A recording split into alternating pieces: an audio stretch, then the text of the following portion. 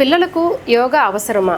ఖచ్చితంగా అవసరమే. ఎందుకంటే వారి యొక్క ఎదుగుదల, శారీరక ఎదుగుదలతో పాటు మానసిక ఎదుగుదల కూడా కరెక్ట్గా బ్యాలెన్స్డ్గా జరగాలి అంటే యోగా లాంటివి వారి దినచర్యలో ఒక భాగ్యం అయితే చాలా బాగుంటుంది. ఎందుకు అంటే ఫర్ ఎగ్జాంపుల్ రకరకాల ఆసనాలు వేయటం వలన వాళ్ళ బాడీ కోఆర్డినేషన్ అనేది ఎక్సలెంట్గా డెవలప్ అవుతుంది.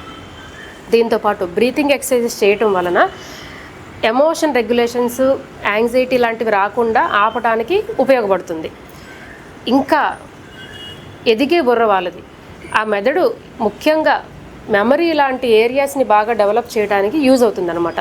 కొత్తగా ఒక విషయం నేర్చుకోవాలి, అది గుర్తుపెట్టుకోవాలి, తిరిగి మళ్ళీ దాన్ని ఒక ఏరియాలో ఉపయోగించాలి, కొత్త విషయాల మీద ఆసక్తి రావటం కానివ్వండి, ప్రాబ్లమ్ సాల్వింగ్ స్కిల్స్, ఏదైనా ఒక సమస్య వస్తే దాన్ని ఎలా డీల్ చేయాలి అనే బ్యాలెన్స్డ్ మైండ్ ఉండటానికి కానివ్వండి, వారి యొక్క ఆలోచనలు కానీ, భావాలు కానీ, ప్రవర్తన కానీ, అలవాట్లు కానీ, డిసిప్లైన్గా ఎలా ఉండాలి, స్కూల్కి వెళ్ళే టైంకి లేగాలి, తినాలి, చదవాలి, పడుకోవాలి, లేదంటే క్రియేటివిటీ అనేది బాగా రావాలి, ఇమాజినేషన్ బాగుండాలి, ఇలాంటి వాటికి యోగా అనేది చాలా బాగా హెల్ప్ అవుతుంది.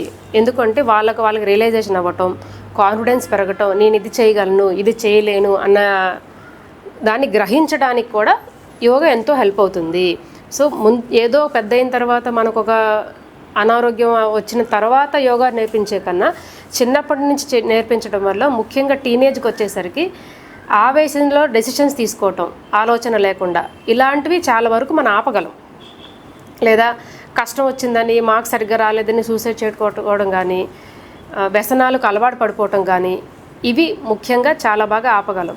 లేదా 5 ఏళ్ళు 6 ఏళ్ళు పిల్లలకు వచ్చేసరికి కొంచెం మాటలు సరిగ్గా రావట్లేదు, ఎదుగుదల అనేది బాగుంది అన్నప్పుడు వాళ్ళ యోగా చేయటం వలన, బ్రీతింగ్ ఎక్సర్సైజ్ చేయటం వలన tongue movements, face movements, hand movements coordination అనేది చక్కగా నేర్పించవచ్చు.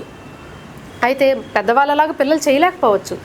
చిన్నగా వాళ్ళకి అర్థమయ్యే భాషలో, అర్థమయ్యే విధంగా ఏదో ఒక ఎక్సర్సైజ్ రూపంలో మనం చేస్తూ వాళ్ళకి నేర్పించాలి. మనం అంటే ఎవరు? తల్లిదండ్రులు, ఇంట్లో వాళ్ళు. నేను చేయను, నువ్వు మాత్రమే చెయ్యి అంటే చెయ్యరు పిల్లలు. మనం చేస్తూ వాళ్ళకి నేర్పించాలి. రకరకాల పోజెస్ ఉంటాయి. డాగ్స్ పోజ్ అని, ఔల్స్ పోజ్ అని, ఇలా హిల్ పోజ్ అని, ఇలా డిఫరెంట్ పిల్లలకు అర్థమయ్యే భాషలో ఉంటాయి అన్నమాట.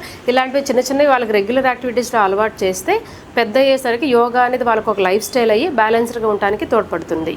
Thank you.